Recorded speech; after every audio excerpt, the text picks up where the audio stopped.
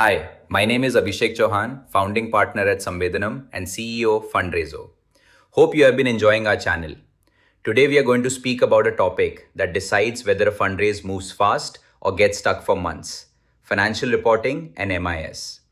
Whether you're a founder gearing up for your next round or an MSME owner trying to get a clearer handle on your business, this session is for you. So grab a notebook because there are a few templates and frameworks today that you'll genuinely want to save and reuse. Let's get into it. Here's how we'll structure today's session because I want this hour to be genuinely useful, not just informative. We'll start with why financial reporting and MIS actually matter, not as a compliance checkbox, but as something that directly affects your fundraising outcome, whether you're raising equity or applying for a working capital line. Then we'll go back to basics and walk through the three core financial statements: the P&L, the balance sheet, and the cash flow statement. And for each one, I'm not just going to explain the concept, I'm going to show you what a clean, usable template actually looks like, filled in with real numbers, so you can see exactly what good looks like.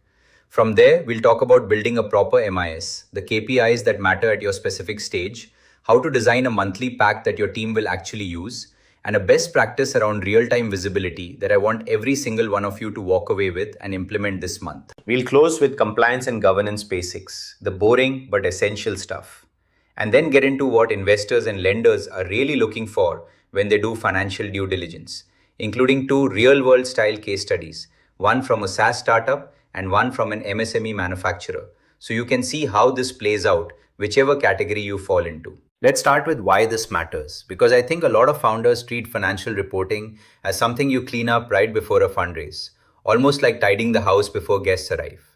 That's the wrong mental model. In our engagements at Samvedanam across dozens of fundraise and M&A mandates, we've consistently seen that poor financial hygiene doesn't just slow you down, it actively costs you money and leverage. Due diligence delays caused by messy books, inconsistent numbers, or missing documentation can add 10 to 16 extra weeks to a fundraise. Think about what that means. That's 3 to 4 months of runway burned, sometimes in a market where investor sentiment can shift underneath you. Investors also price in reporting risk. If your numbers look shaky, they don't just walk away. More often, they stay in the conversation but adjust the terms: a lower valuation, more protective clauses, a longer diligence period, sometimes an escrow. And here's the one that should really worry you. Incomplete or inconsistent financial diligence is one of the top reasons a signed term sheet falls apart before the deal actually closes. So I want to reframe this for you right at the start. Financial reporting and MIS are not a back office accounting team topic. They directly determine how fast you raise, on what terms, and whether the deal closes at all.